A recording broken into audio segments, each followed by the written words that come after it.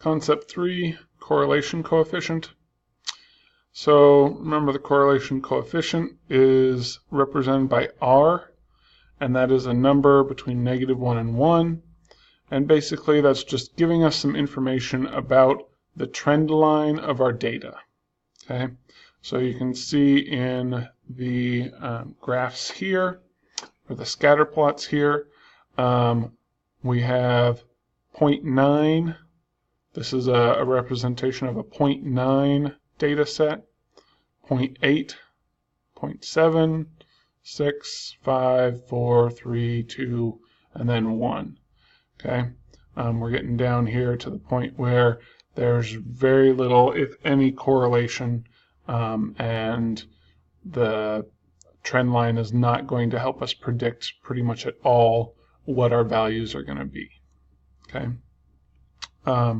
you can see up here we have a 0.9. It's positive slope. Okay, it's going up. The two variables are going up at the same time. We have a -0.8, and it's coming down. Okay, so a positive number is a positive slope.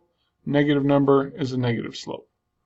All right, and then the closest to 0, or the closer to 0, the less correlation you have. Okay, so a value of 1 or -1 means you have a solid line.